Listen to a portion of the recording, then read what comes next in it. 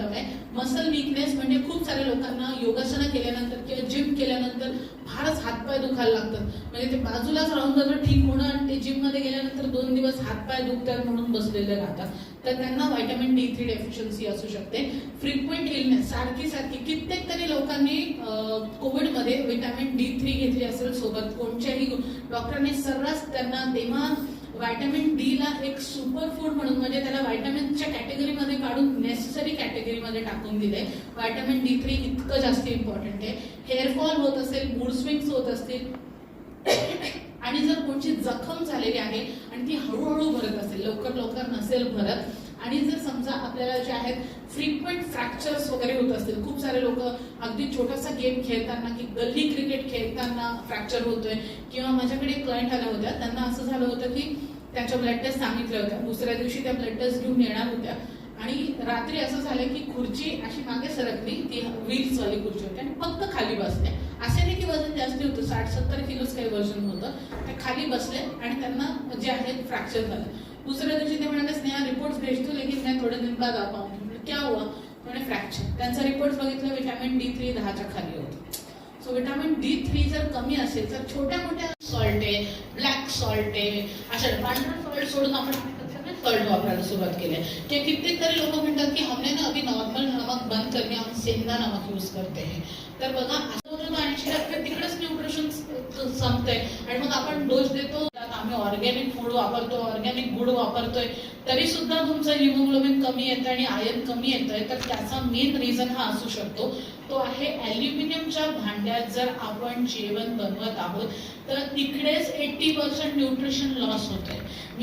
त्याच्यासाठी एक आर्टिकल सुद्धा लिहिलं होतं with the help of my sister की सगळे जे आहेत ॲल्युमिनियम मध्ये किती न्यूट्रिशन राहते. म्हणजे समजा आपण पालकचं सूप, मी आता सांगितलं की आपण व्हेजिटेरियन आहोत म्हणूनच आपल्याला काही भेटत नाही, आजकाल काही नाही राहिलं काही नाही राहिलं फूडमध्ये, असे एकमेकांना सांगत फिरतो. सो त्याचा मेन रिझन ॲल्युमिनियमची भांडी आहे. ठीक आहे. सो पहिले तर आपल्याला एवढे सगळे सण येत असतील, कोणाला काही गिफ्ट करायचं असेल किंवा स्वतःला गिफ्ट करायचं असेल तर नेहमी जे आहेत ना ॲल्युमिनियमची आजच जाऊन फेकून मी असं नाही सांगत आहे, पण हळूहळू बदल करायला सुरुवात करा. ठीक आहे. सेकंडली प्लास्टिक, मी पहिले पण सांगितलं, प्लास्टिक हा आपला सगळ्यात मोठा दुश्मन आहे आजकाल. तो आपणच बनवलेला, आपलाच खाणारा राक्षस आहे, ह्युमननी बनवलेला. सो प्लास्टिकची टिफिन्स, मला कित्येक तरी लोक विचारतात, माझ्याकडे 1000 रुपयाचा डब्बा आहे, मला 2000चा डब्बा आणला हो मी, त्याच्यावरती काय काय लिहिलंय, BPA free, this free, that free, toxin free, तरी सुद्धा आपल्याला प्लास्टिक इज प्लास्टिक. प्लास्टिकचा जितका वापर आपल्याला कमी करण्यात आलाय. माझ्याकडे एक क्लायंट आले होते, 7 वर्षाच्या मुलीचे पिरियड्स चालू झाले होते. सो त्याचा आजकाल 7-8 वर्षाच्या मुलींची पिरियड्स चालू होण्याचे किंवा हॉर्मोनल चेंजेस होण्याचा सगळ्यात मेन मुद्दा प्लास्टिकचा वापर आपण कमी केला पाहिजे. जंक फूड आणि त्या गोष्टी तर आहेच, पण प्लास्टिक आपण पहिले कमी केलं पाहिजे. हॉर्मोनल इम्बॅलन्स आणि न्यूट्रिशनल डेफिशियन्सीचा हा सगळ्यात मोठा प्रॉब्लेम आहे. त्याच्यानंतर ऑइल कोणचं वापरलं पाहिजे. आता हे सगळे आम्ही सुपर फूड्स खाऊ, पण आपण जर तेलच व्यवस्थित नाही खाल्लं तर मग कसं होईल. रिफाईंड ऑइल जे आपण विचारतो, मी आता जर कोणाला विचारलं की तुम्ही कोणतं ऑइल खाता, मग ते म्हणतात ब्रँड सांगतात की आम्ही XYZ कंपनीचं वापरतो. मी कंपनी नसते विचारत, हे विचारत असते की आपण कोल्ड प्रेस ऑइल वापरत आहोत, म्हणजे कच्ची घाणी का तेल ज्याला म्हणतात हिंदीमध्ये, किंवा घाण्याचं तेल म्हणतो आपण मराठीमध्ये, ते आपण वापरलं पाहिजे. ते आपल्या शरीरासाठी ल्युब्रिकेशन देतं, ते आपल्या हाडांसाठी फार चांगलं आहे. पण जर आपण रिफाईंड ऑइल वापरतो आहे त्या डायजेस्टिव्ह सिस्टीमला डॅमेज करणार आहे. ज्यांना ऍसिडिटीचा प्रॉब्लेम आहे ना, त्यांनी बेसिक गोष्ट चेंज करून बघा, घरातलं तेल चेंज करून बघा, तुमच्या ऍसिडिटीमध्ये तुम्हाला तिथेच डिफरन्स नोटीस होईल. सो सेकंड चेंज जो आपल्याला करायचा आहे, स्टॉप युझिंग हे वाला. आणि बरेच जण आता सण येतात, मग आपण काय करतो, कढाईवर तेल काढतो आणि मग त्याच्यानंतर ते तेल उरतं, मग आपला जीव असा की अरे बापरे किती महाग आहे, मग आपण थोडी वेस्ट करू शकतो. मग आपण काय करतो, जरा गाळून ठेवतो, मग दुसऱ्या दिवशीच्या पोळीत घाल, मग तिसऱ्या दिवशी कशात तरी घाल, किंवा त्याच्यातच तळत बसतो. किंवा कित्येक तरी लोक म्हणजे जेवढे पण आउटलेट्स आहेत त्याच्याच मध्ये तळतात. म्हणजे बघा वडे आहेत, बाहेरचं का खाऊ नका असं म्हणतात, त्यांचे इन्ग्रेडियंट्स खराब असतील की नाही तर नंतरचा विषय आहे, पण ते वारंवार जे तेल वापरतात त्याच्यामध्ये टॉक्सिन्स होतात आणि मग त्याच्यानंतर कोलेस्ट्रॉल वाढण्याचा हा सगळ्यात मोठा रिझन आहे रियूज ऑफ ऑइल. मी त्याच्यासाठी एक सिंपल टिप्स देते, म्हणलं अरे तेल तो नाही फेक सकते, इतना महंगा आहे, त्याच्यासाठी काय करू शकतो. जर आपण घरात 2 किंवा 3च माणसं आहोत तर छोटी कढाई घेऊन घ्या, तळण्यासाठी आपल्याला तेल एवढं तरी पाहिजे. एवढ्याशा तेलमध्ये आपण तळू तर नाही शकत. मग आपल्याला आता समजा आता गणपती येत आहे, त्याच्यानंतर नवरात्री, दिवाळी, आपल्याला तळायचं तर आहे, तर मग आपण पहिले तर वापरायचं तेल, कोल्ड प्रेस ऑइल वापरायचं. आणि दुसरं तर खूप सणासुदीलाच तळलेलं खायला पाहिजे, तर त्याच्यासाठी आपण कढाई छोटी वापरायची, ठीक आहे. आणि लोखंडाची कढाई वापरायची. आणि उरलेलं तेल जे आहे, तर मी नेहमी हा लहानपणापासून आमच्याकडे हा एक रूल आहे की जर आपण काही तळण्याचं केलं आणि तेल उरलं तर आम्ही ते एक छोट्याशा डब्बीमध्ये भरून ठेवतो. आणि आपण शोभण्यासाठी जे दिवे लावतो ना, देवासमोर नाही, पण आपण दिवाळीला खूप असे सजावटसाठी जे दिवे लावतो, तो दिवा ना जर नॉर्मल तेल टाकल्यानंतर 2 तास जळत असेल ना, तर जर तुम्ही रिहीट वाला ऑइल वापरला तर तो दिवा, कारण ते तेल वगैरे घट्ट होऊन जातो, तो दिवा जो आहे ना 7-8 तास राहतो. सो त्यामुळे तुम्ही जे आहे त्याच्यामध्ये वापरू शकता. तर तो म्हणजे तुम्हाला असं वाटेल की ऍटलिस्ट आपण काहीतरी त्याचा वापर केला आणि लेडीजला असं वाटेल की पैसे नाही वेस्ट केले.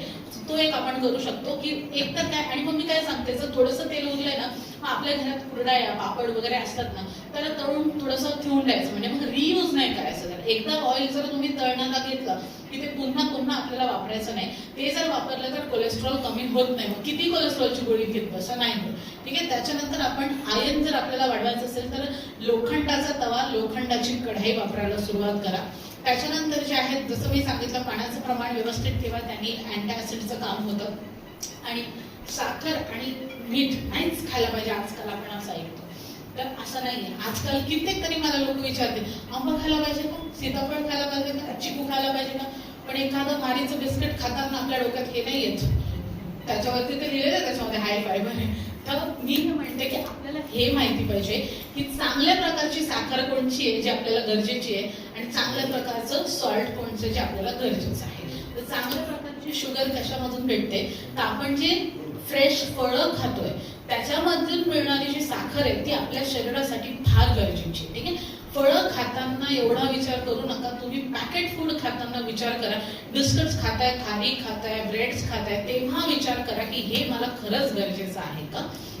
पण मी एक रिक्वेस्ट करेल, मागे बरेच आहे, इथे समोर जागा आहे, तुम्हाला बसायचं असेल तर किती वेळेचे उभे आहेत. सो जर तुम्हाला बसायचं असेल तर समोर जागा आहे. तर आपली जी गुड शुगर आणि म्हणजे चांगल्या प्रकारची शुगर, आपण जर नारळ पाणी पितो आहे, फ्रेश फ्रूट्स खातो आहेत, ऑर्गॅनिक गुळ घेतो आहोत, तर त्याच्यामधून आपल्याला छान प्रकारे जी शुगर भेटते ती आपल्या शरीराला गरजेची आहे. आणि पॅकेटमधून जी खात आहोत in the form of chips, in the form of आपण आजकाल जे आहेत वेगवेगळ्या मिठाई, चॉकलेट्स वगैरे खातो, ते आपल्याला बंद करायला पाहिजे.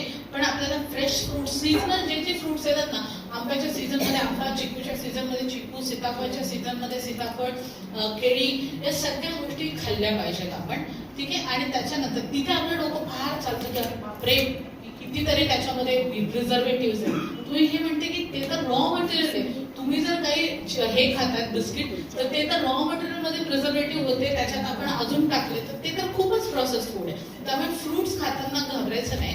जे सीझन आणि सगळ्यात चांगलं फ्रूट ज्याच्यामध्ये अजूनपर्यंत ते अडल्ट्रेशन जास्त दिसलेलं नाही, तो म्हणजे पेरू. पेरू हा सगळ्यात चांगला सुपर फूड आहे. बऱ्याच जणांनी त्यांना कफचा प्रॉब्लेम होतो, त्यांनी अवॉइड करायला पाहिजे. पण पेरू जर तुम्ही खाल्ला तर त्याच्यामध्ये तरी, आंब्यामध्ये आपण म्हणतो कार्बाईड मारलेला आहे, केळीवरती कार्बाईड आहे, पण पेरूवरती अजून तरी काही नाहीये. त्यामुळे पेरू तुम्ही जे आहेत बिंदास सीझन असेल तेव्हा खाऊ शकता. चिकू खाऊ शकता. आता सध्या फणस मार्केटमध्ये अवेलेबल आहेत, जांभूळ मार्केटमध्ये अवेलेबल आहेत, तर पपई आहे. पपई सुद्धा इतकी अवेलेबल आहेत ना की त्याच्यामध्ये काही कोणी हे करत नाहीये, काय म्हणतात, इंजेक्शन वगैरे मारत नाहीये. सो तुम्ही पपई सुद्धा खाऊ शकता.